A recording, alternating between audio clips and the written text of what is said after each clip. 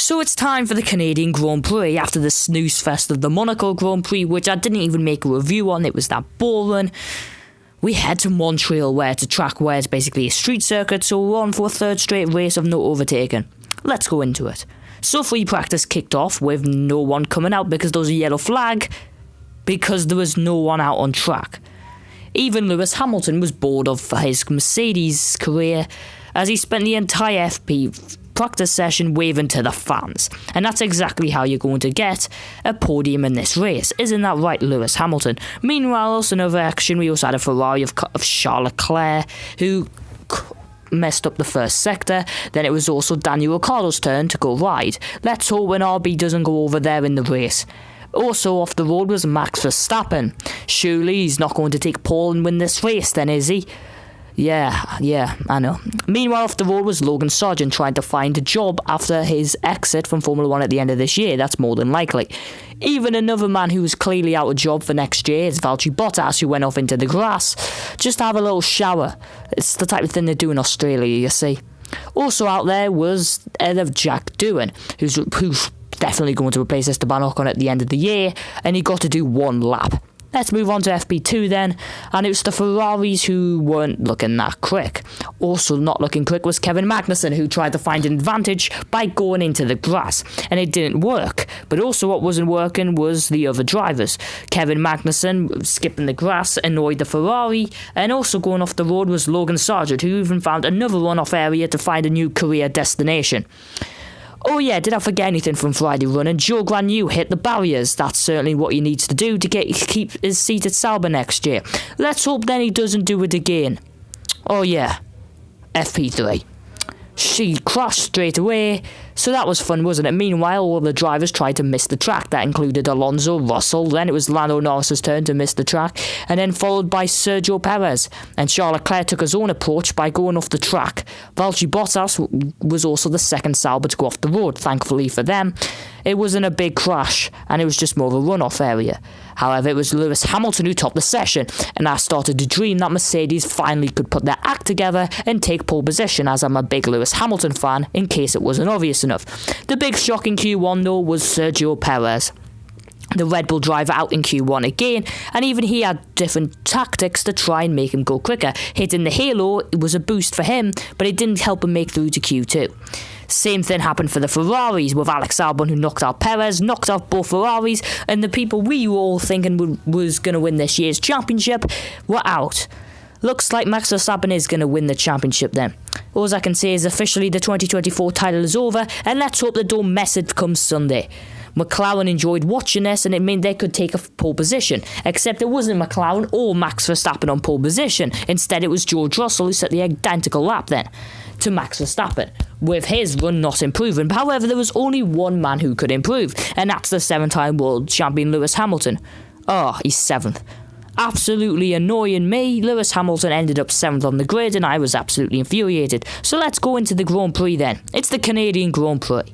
The Grand Prix got underway and Russell led the start, crucially for Max Verstappen, and that was good enough, and our hopes and dreams of a Russell win began to materialise. Also what was happening was Pierre Gasly, who looked in his mirrors and thought it was Esteban Ocon, and it wasn't Esteban Ocon, although he was very close to him. It was Sergio Perez, and that was contact which effectively ended Gasly and Perez's races, except Gasly could fight back. Oh yeah, the Haas's were all of a sudden the quickest cars on track, setting fastest lap after fastest lap, with Magnussen getting up to 4th and Hülkenberg getting to 8th. However, that would be the highest for both of them as they would pit, with Haas not even ready for them. Meanwhile, George Russell lost the lead to Lando Norris, who was storming clear for victory, and George Russell couldn't really put up much of a defence to his British friend. Oh yeah, not teammate. Yeah, let's cut that bit out. Anyway, George Russell then decided what else better to do than throw away P2, and he continued his classic George Russell trend of bottling it, and that was off the road for George Russell, which handed 2nd place to Max Verstappen. However, Norris was motoring clear, so surely nothing can stop Lando Norris then on his way to winning a 2nd Grand Prix win this year, and 2nd time in his career. Oh wait, there's Logan Sargent, bottled it. Just straight. So with Logan Sargent crashing for the 2nd time in the weekend, that meant it was a safety car. and that meant Verstappen and George Russell could box first. And then Max Verstappen took the lead from Lando Norris, who ultimately fell down to third, but crucially ahead of Oscar Piastri. So Russell was back up to second, and maybe that was the end of victory then. Lando Norris was clearly quicker than the Mercedes, and there was nothing that could go wrong. Meanwhile, I'll have to do a shout out to Alex Albon, who did an amazing double overtake in this race. Let's just hope he doesn't get crushed out then and loses his points. Meanwhile, what else was going? Lando Norris decided to overcut Verstappen, and for a split second, we thought he was in the lead. But it's time to bottle the lead to Max Verstappen, everyone. And the first time that happened was when Lando Norris took the lead and then lost it straight away. His tyres went up to temperature and Max Verstappen took the lead. However, that didn't bother us, as Lando Norris will surely just get by the next lap. Oh no, he's locked up.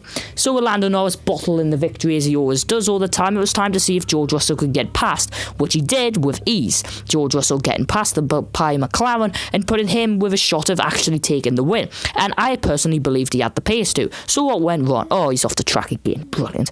George Russell going off the track handed Lando Norris back second place, and George Russell was now focused on trying to keep Oscar Piastri behind. However, the battle for the win wasn't over. However, it's more than likely Verstappen would win. Unless, oh yeah, there's Sergio Perez. Sergio Perez decided to crash, and Red Bull decided not to bring out a safety car, which would stop Verstappen, of course, who at this point was 6 seconds clear of the rest of the field. But that didn't matter anyway, as with Charles Leclerc with a mechanical failure, Carlos Sainz decided to crash and end his very good start of the year. And who did he crash out? Well, it was announced pretty much before the race had started that pretty much Sainz would be going to Williams. Already he's crashed into Alexander Albon. I bet that makes Williams very, very happy indeed. So Alex Albon's hard work was done, and it brought out a safety car, and it was battle for the win. Mercedes pulled an old 2023 Singapore, put their drivers on fresh tyres, and it was time for George Russell to win the race. Except George Russell went off the track and Lewis Hamilton was ahead, and I absolutely was so happy. Then he got past Oscar Piastri and Hamilton was going to take a podium, and my hopes and dreams had been realised. Surely then, nothing can go wrong. Oh yeah, Tsunoda cut the Tsunoda going off the track, and I was hoping that he would crash into the other cars, and with the Haas of Hulkenberg narrowly avoiding him, that turned out to be the last of my hopes of a Hamilton podium, as instead of ending the race under the safety car, we had to watch George Russell get past Lewis Hamilton, and #washed had to get stuck behind him. And I copied that joke from another content creator, I know. Anyway, Max Verstappen won the race. After all that, I have to say it's easily been the best race of the year. We need more races like this in Formula 1 in 2024, and it certainly means it's going to be the end of the title fight. If you have enjoyed this video, please like and subscribe and share this video. And also, if you like this sort of content, I've done a video gaming content on my other channel, F1 Game Hub. So that's it all for today's video, and I'll see you next time.